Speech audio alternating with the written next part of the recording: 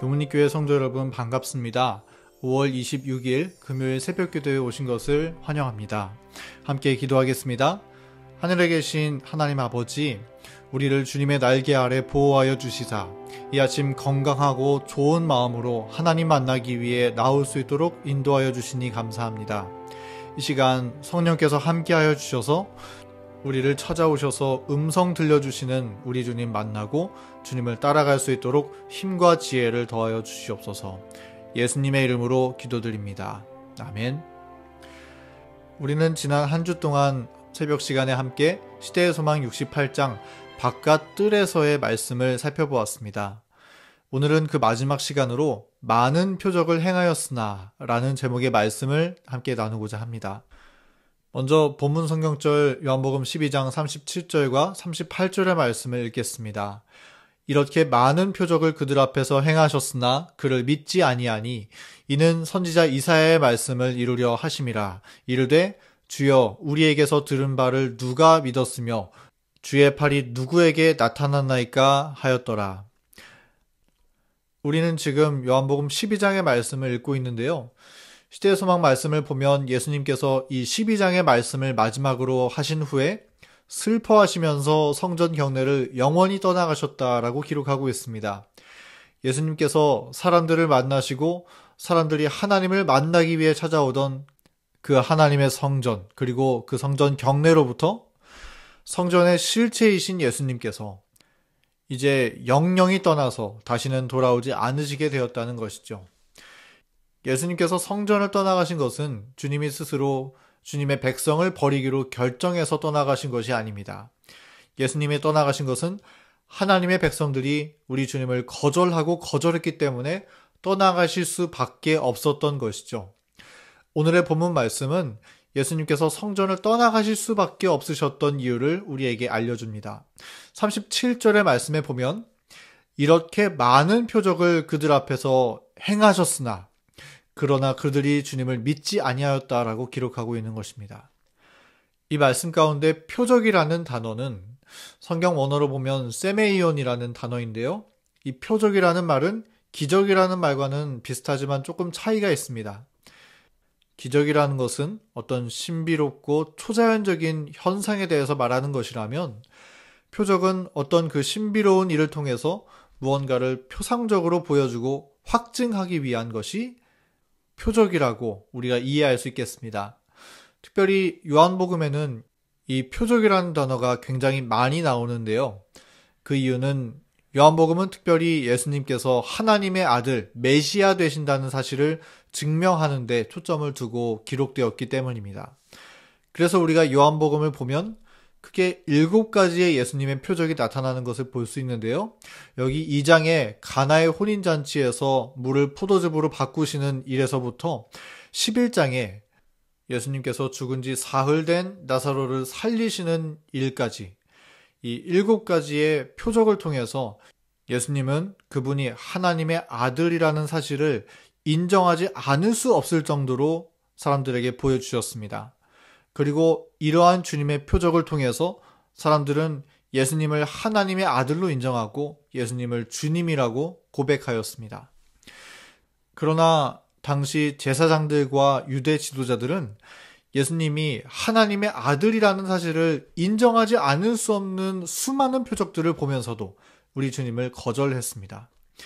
특별히 예수님의 7가지 표적 가운데 마지막 표적, 죽은 지 사흘이 되어서 썩은 시체 냄새가 났던 나사로를 예수님께서 부활시키시는 놀라운 이적을 보았음에도 불구하고, 그리고 나사로가 멀쩡히 살아서 걸어다니는 모습을 직접 눈으로 보았음에도 불구하고 그들은 예수님을 하나님의 아들로 인정하지 않았습니다. 오히려 그분을 어떻게 하면 죽일 수 있을까 궁리만 하고 있었죠. 사실 예수님은 그분이 하나님의 아들이심을 알아차릴 수 있도록 훨씬 더 명확한 표적들을 성경 안에 기록해 두셨습니다. 어떤 사람은 세어보니까 성경에 예수님에 대한 300개가 넘는 예언과 표상이 있는데 예수님은 그 모든 예언들을 정확하게 성취하시면서 태어나셨고 생애하셨다는 것입니다. 그래서 예수님은 너희가 영생을 얻는 줄 알고 성경을 상고하거니와 이 성경은 사실 곧 나에 대하여 증언한다고 말씀하셨던 것입니다.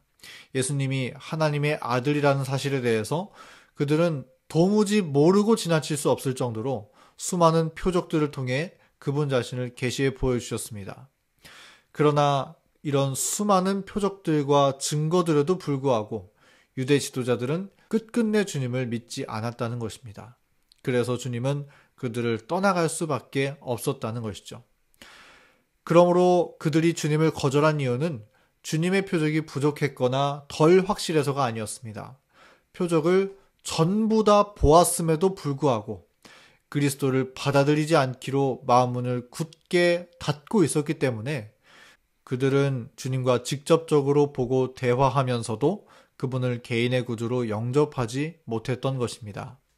사랑하는 교문이교회 성도 여러분, 유대인들은 예수님을 알아볼 수 있는 수많은 표적들을 보았음에도 불구하고 그들의 마음을 완고하게 함으로 그분을 거절했습니다.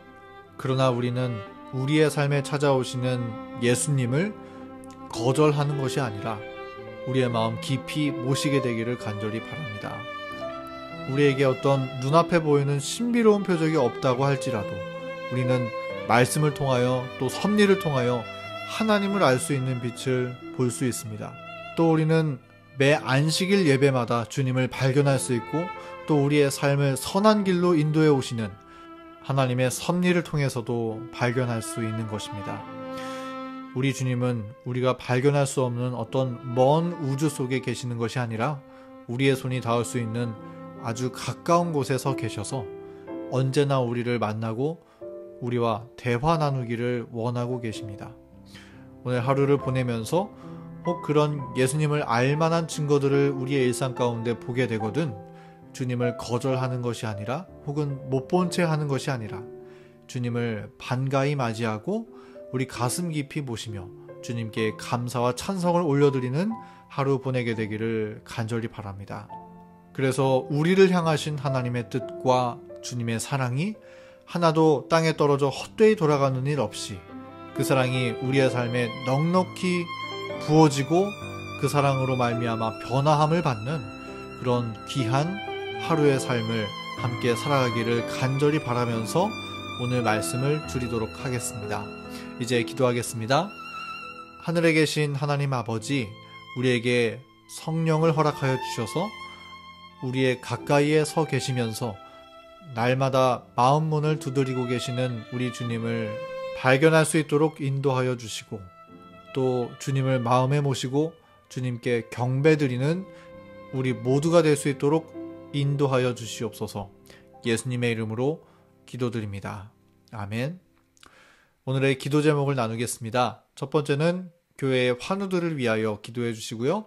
두 번째는 소그룹 전도회를 위하여, 어제까지는 우리가 영상을 통해서 소그룹 전도회에 참여를 했고요.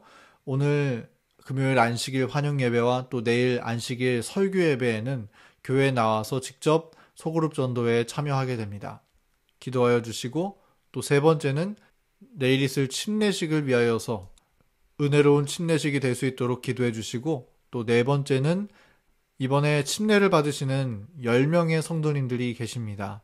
그분들을 위해서 함께 있는 곳에서 기도하는 시간 갖도록 하겠습니다.